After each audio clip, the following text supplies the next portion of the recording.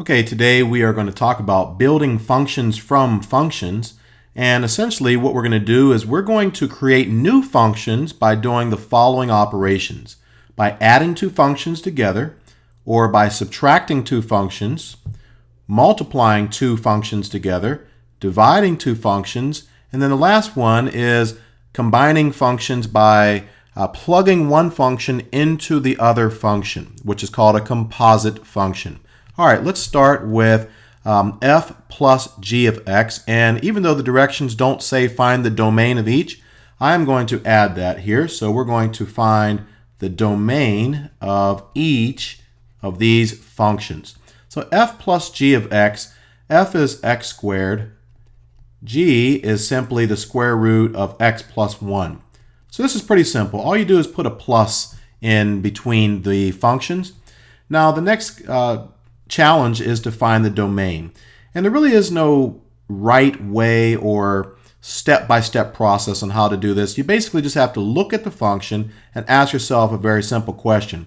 What number or numbers are you allowed to plug into this function, and which ones are you not allowed to plug in? So when I look at this, I think about the first number that I'm allowed to take the square root of is 0. So the question now becomes, what is the first number that I could plug into this function? Well, it would be -1, because -1 plus 1 is 0, and the first number I can take the square root of is 0. Here, there's no restrictions on what you could plug in. You can square any number without breaking one of the three rules, which is divide by 0, and square root of a negative, and log of a negative or 0. So the domain of this is going to be bracket -1 to infinity. And then you have the same situation here. You have this function minus this function. And you can see that the minus is not going to change the domain. The first number that you can take the square root of is still 0. So the first number that you can plug into this is still -1 to infinity. Any number in this range is a valid number to plug into this function. Okay, f times g is going to simply be x squared times the square root of x plus 1. Still, we have the same issue. You can only square root 0 or above. So that means the first number that you can plug in is going to be -1 to infinity. And what you'll see is that these three answers, actually let's do it this way. The answer you get from the addition, subtraction, and multiplication are all going to be the same domain. All right, the domain changes, however, when you are dividing. So now we have f over g. So let's make that x squared over the square root of x plus 1. Now we have to consider that this square root is not just a regular square root, it's on the bottom. So now we know that you cannot divide by 0. So now we can't plug in -1 because -1 plus 1 is 0. You can take the square root of that, sure, but 0 on the bottom is not allowed. So what you don't do is you don't go up to the next integer. You just simply put a parenthesis on -1, basically saying I cannot use -1, so I'm not going to use a bracket. I will use a parenthesis. Now, just so we can see how this works, let's do g over f of x as well, just to see how this differs. So now we're going to have the square root function on the top and the x squared on the bottom. So now once again, what is the first number that I can plug into this square root? It's going to be -1. Now the square root is on the top, so I am allowed to plug in -1 because I am allowed to have 0 on the numerator, but not on the denominator. So you notice that x cannot be 0 because you will be dividing by 0. Even though it works fine up here, it doesn't work here. So you're going to have to put a parenthesis on 0 and then 0 to infinity. And so what you notice here is that for division, you have answers that are different than the answers that you got from addition, subtraction, and multiplication. Okay, now that we know how to add, subtract, multiply, and divide functions to create new functions, Now we're going to learn about how to combine functions by plugging one function into another function. So when you see f open circle, not to be confused with the closed circle of g, that really means, as your notes say, f of g of x, which basically means I'm going to take this second function and substitute it into the first. Take the second function, substitute it into the first. Now, when you substitute, I want you to think of a football team. When a football team makes a substitution, one player goes completely out of the game and the other player comes in to take his place. And that's essentially what's happening here. When you substitute G into F, the X's that are in F leave the game. They're completely gone. And in place of each of the X's, you're going to take this entire function G and plug it in and replace all the X's with the entire function G. Let's see how this works. So F open circle G means to take G and plug it into F. So therefore, I'm going to take the square root of X and I'm going to plug it in here. So I'm going to get rid of the X. I'm going to leave a box.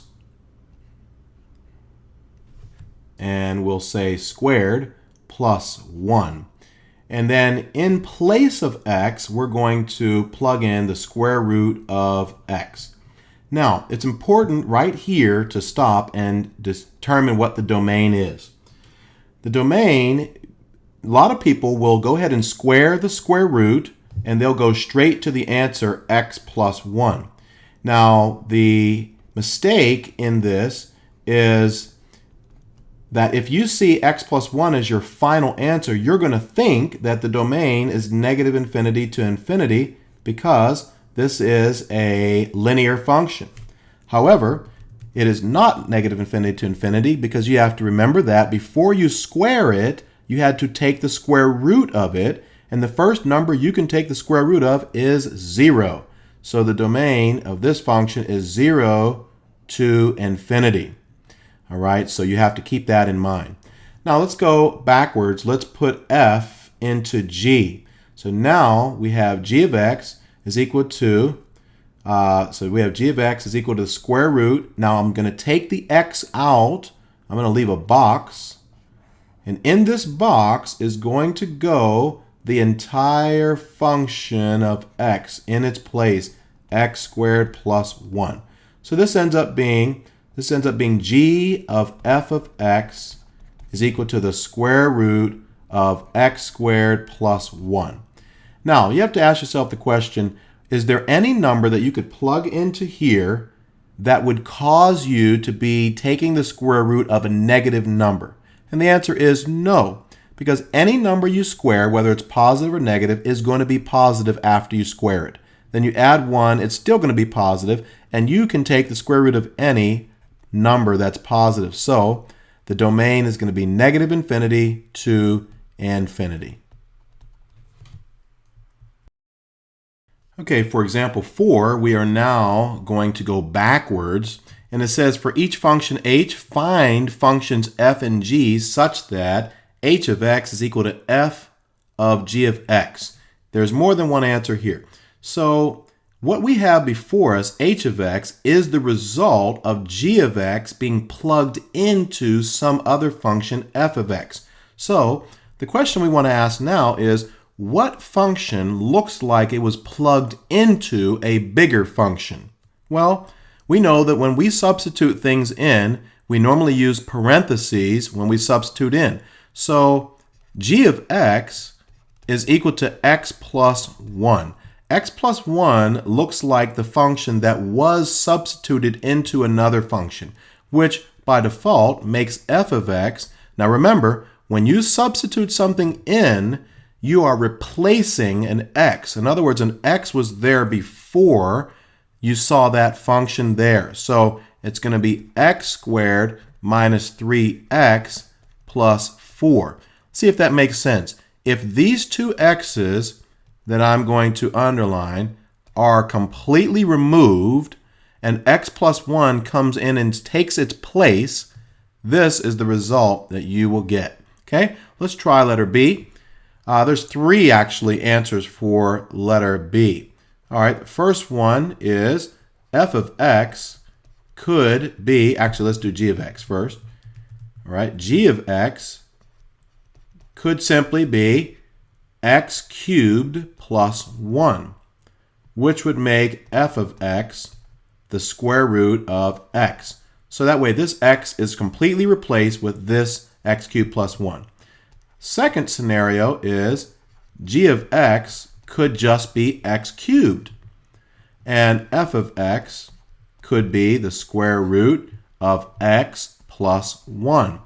That way this x is completely removed and x cubed comes in its place. Third scenario is quite boring. G of x could actually just be x, and f of x could be the square root of x cubed plus 1. So all three of these are valid answers, and this is how you go backwards in this process.